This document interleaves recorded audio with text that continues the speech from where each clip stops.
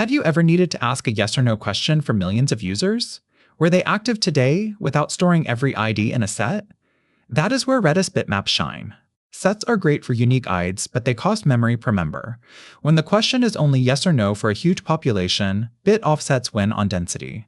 Under the hood, a bitmap is a Redis string. The difference is how you address it: bit offset instead of the whole value. Prefer a set when you need the actual member IDs back.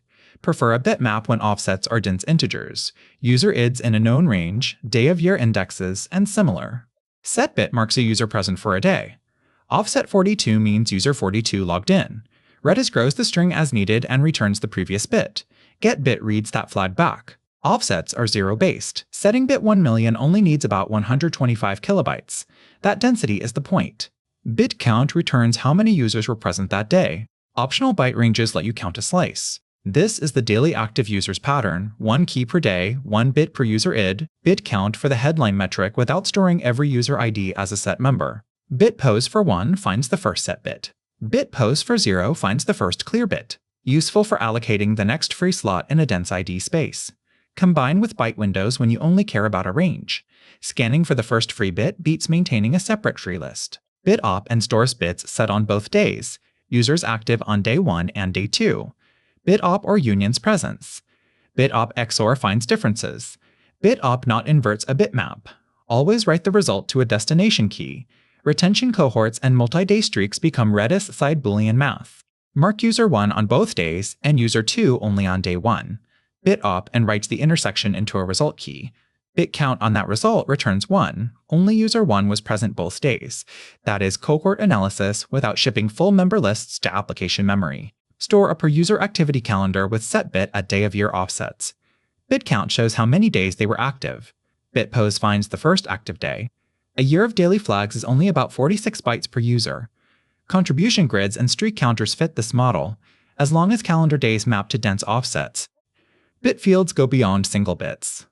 BITFIELD can get an unsigned 8-bit integer at an offset and set or incur by update packed fields. You can store many small counters, lives remaining, inventory bins, game stats, in one key with explicit widths. That is dense structured state, not just flags. Packed integers can overflow.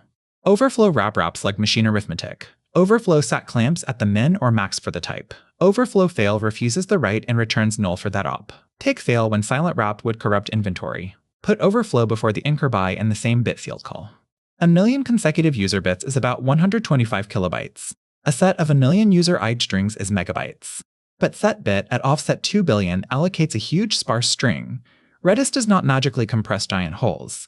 Keep offsets dense, shard by day or tenant, and expire daily keys. Choose bitmaps for daily active users by user ID offset, streak calendars, Boolean feature matrices, and BITOP cohorts.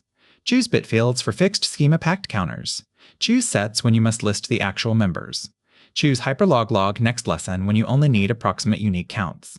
Avoid these traps, mapping UUID strings to offsets without a dense integer space, leaving daily login keys forever without time to live, calling get on a bitmap expecting a readable string of flags, using wrap overflow on inventory, assuming BITOP is free on multi-gigabyte keys. It is single-threaded work.